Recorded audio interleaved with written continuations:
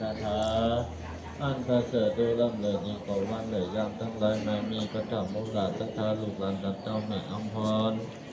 สี่จันทร์ทุกผู้ทุกคนก็ได้ประกันสนองของฝ่ายทุกเต่งได้น้อมนำมายังที่ให้สถานหลังหนึ่งอันเต็มด้วยจตุปัจจัยใจยาตาสหบริวาร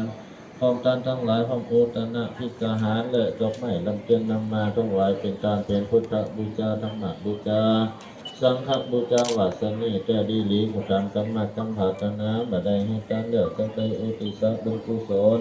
ร่างไรเหล่านี้ไปหายังจิตตดวงวิญญาณของพุทธแห่งอัมพรสีจันทร์อันใดทุกที่ตาไปสู่ปรโลกไปหน้าวาสนีถึงเจ้านี้ถึงแก่ดีหลี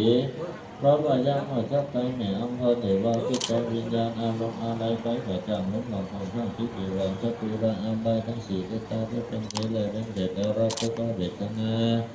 ห้อนบ่ได้อาบอยากบ่ได้กินก็ดีดังอันขอพิจารณามันมันโถนี่จงไปช่วยไปจับหลับทิ้งยังตนยังตัวแม่ของแม่อัมพรสีจันทร์ไม่ได้หับในห้องแหล่ตัวก่อนหน้าทั้งกลางไม่ว่าไปถึงเมื่อเจ้าถึงดังท้องหนำท้องง่ายจึงย้ำเมื่อควายเป็นหนังเชื่อเป็นผ้าจึงย้ำมาล่างมาล้นนี่เป็นข้าวทิพย์น้ำทิพย์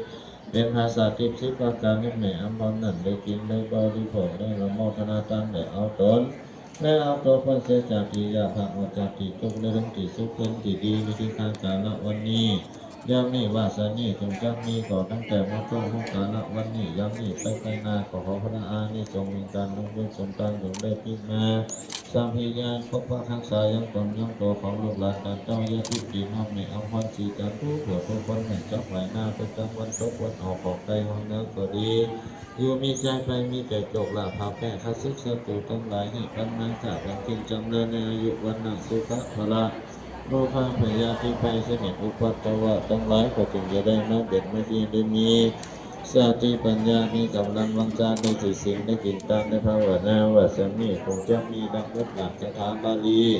องค์เสนีสาปัญโยพระพุทธเจ้าปิปัตเตสนาวิวายาธาวาลิวาหาตุลาปาลิโกเลนทิสาสลังเอวะเมวะอิโตทินังเปตานังอุปกาปติกิจิตังปาติตังตุมังกิปังเมวะสมิตาตุสัพเพปุริสุสังกปาจันโทปนะละโสยะธามณิโชติละโสยะธาสัพพิติโยวิวัจจันตุ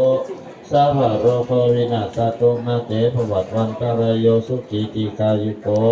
ภวะอะภิวาทนาสีริจานิจังวุตตาปัจจายโนยัตตาโรธรรมวัฏันติอายุวันโนสุขังภา